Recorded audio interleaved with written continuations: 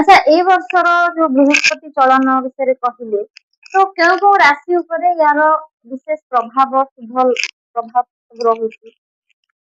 ଯେମିତି କି ମୁଁ ୟା ପୂର୍ବରୁ ଗୋଟେ ଶ୍ଲୋକଟିଏ ପଢିଲି, ଯିବେ ଦ୍ୱିତୀୟ ଧନଧାନ୍ୟ ଭୋଗୀ ସୁତାର୍ଥ ଲାଭ ନବପଞ୍ଚକେଶୁ ଜାମିତ୍ରେ ସଂସ୍ତେହେ ବିପୁଳାଚ ଲକ୍ଷ୍ମୀ ଏକାଦଶସ୍ତମ ସର୍ବ ଶୁଭ ଦଦାତି। ଏଠି ବୃହସ୍ପତିଙ୍କୁ ଜୀବ ବୋଲି କୁହାଯାଇଛି।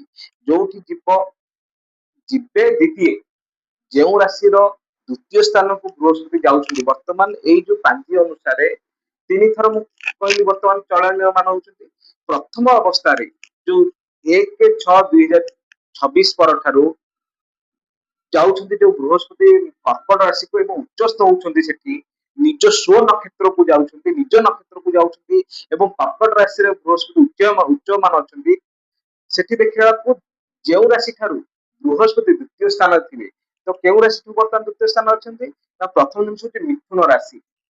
ବର୍ତ୍ତମାନ ମିଥୁନ ରାଶିରେ ଏଇ 1/6/26 ଠାରୁ ମିଥୁନ ରାଶି ପାଇଁ ବୃହସ୍ପତି ଦ୍ୱିତୀୟ ସ୍ଥାନ ହେଇଯିବେ।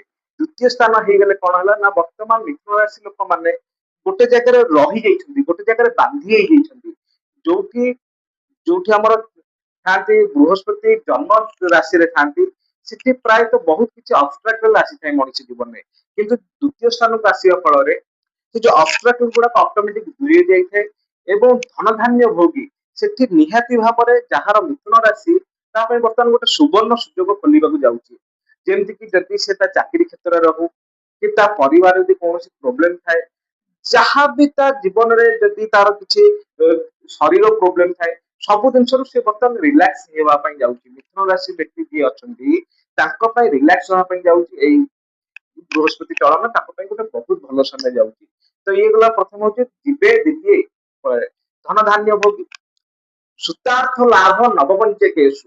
ସୁତାର୍ଥ ଲାଭ କହିଲେ ନବମ ସ୍ଥାନ ଏବଂ ପଞ୍ଚମ ସ୍ଥାନ ଜାତକରେ ଦୁଇଟି ଜିନିଷ ଆମର ଥାଏ। ବର୍ତ୍ତମାନ ଆମେ ଚନ୍ଦ୍ର ଲଗ୍ନକୁ ନେଇକି ଚାଲିଛେ, ତ ଚନ୍ଦ୍ର ଲଗ୍ନର ନବପଞ୍ଚକେଶୁ କହିଲେ ନବମ ସ୍ଥାନ ଏବଂ ପଞ୍ଚମ ସ୍ଥାନ।